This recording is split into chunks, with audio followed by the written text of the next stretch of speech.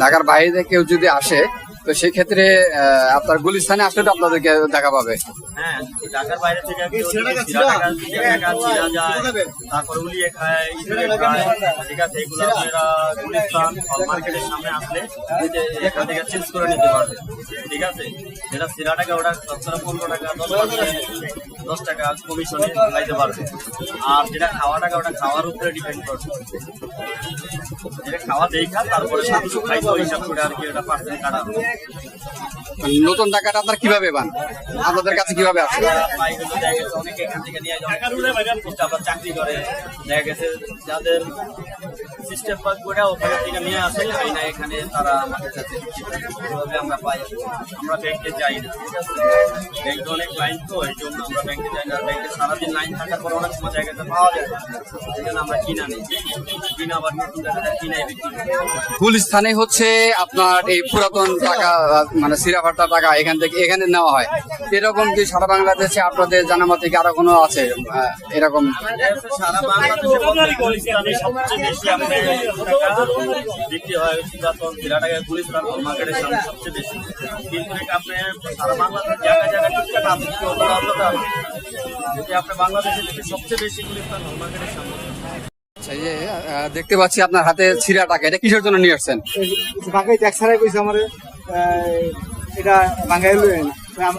আমি তো গুলিস্তান যান, আমার দোকানে গেমস খেলে, কম্পিউটার গেমস খেলে। তো এটা দিয়ে কত হয়? আমি কই এটা ভাই 150, আমি 150 টাকা মতো নিছে, নেওয়ার পরে আমি চলবো না। আচ্ছা, চলবে না কেন? চলবো না, এটা বলে জাল বলে পানি দিয়ে দিচ্ছিল।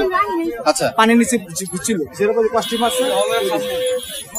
আচ্ছা, এরপর ভাই বলছিলেন যে টাকাটা জাল, মানে আপনি কিভাবে বুঝলেন? না পানি দিয়ে দিচ্ছিল, আমি সেটাই আপনাকে জিজ্ঞাসা করছি।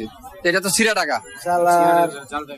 আচ্ছা, আপনি যখন কি বলে টাকাটা নিয়েছেন তখন আপনি বুঝতে পারেন না যেটা আসলে বুঝতে পারেন? আমি অরিজিনাল ছিঁড়া গেছে গা, সারা কিন্তু এটা সরা দিয়ে দিচ্ছি।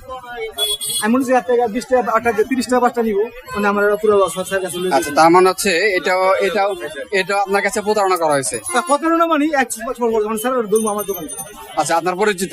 হ্যাঁ, আচ্ছা আমার বরিশাল ছাড়া আমার দোকানে খেলতো। আচ্ছা, আপনার দেশের বাড়ি কোথায়? আমি দেশের বাড়ি কুমিল্লা। কুমিল্লা। আচ্ছা, ঢাকায় আসছেন মানে কি পারপাসে আমি আসছেন? থাকি জুরাইন থাকেন। আচ্ছা এই জায়গায় আমার ছোট ভাইয়ের বাসা। আচ্ছা আচ্ছা, বুঝতে পারছেন আপনি কেন প্রতারণা করছেন? একটু টাকাটা দেখেন। আমি কিন্তু স্যার চিনি,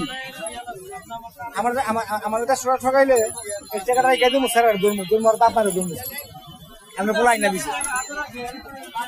দোকানে পানি দিচ্ছি, পানি দিয়ে যাওয়ার পরে আমি কষ্টিক মাছ আমি তো গুলিস্তান যান, মোবাইল দোকান কিনে পাল্টা লুয়ে মোবাইল কিনি, সবকিছু কেচিং মেচিং কিনি, আবার টাচ কিনি, 80 টাকা বাঙ্গাই লুয়ে।